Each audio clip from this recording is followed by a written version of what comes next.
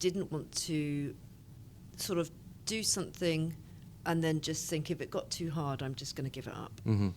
So I invested in a really great camera, and I got some wireless Rode mics, which are brilliant, because I thought at least then it's adaptable. If I do need to go to some other locations, then at least I can take those with me, and I haven't got all of the setup.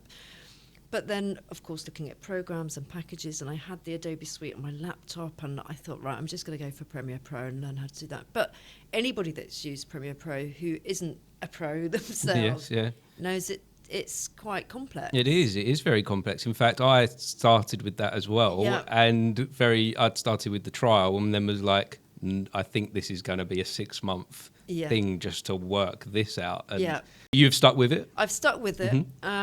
And I think that, I've drilled down on certain things. So if you are an avid listener or watcher of what I'm doing, then you'll probably see that there's been a few tweaks at the beginning, but now I've got a bit of a stride. And I want to get comfortable with this is what I can do and this is how quickly I can get it done. Because, the very first podcast I did, I think it took me 4 days. Yes, yeah.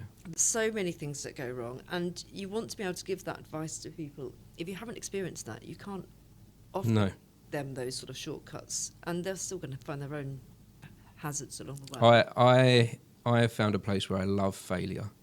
That I live for it, and when I get I don't love failure, of course not. Like you say about the editing, I'm editing a big episode at the moment with multiple cameras, and my computer keeps crashing. Yeah. And every time it crashes, or every time something's going wrong, I'm going, what am I learning from this? Yeah. What have I done wrong here? But they scroll straight past my stuff. Yeah. What's going on there? Does no one like all of a sudden it became about not the work, it started to become about me. Yeah. And that's quite a dangerous place to be, because that can be a moment where you give up. Yeah. And I think that in all creative fields, I think especially with podcasting, that is a place where people do give up, because I think the statistic is 21 episodes is the number to break. That if you can pass 21, then you've gone past that need for validation. Yeah. Because no one's going to validate it in 21 episodes. Yeah.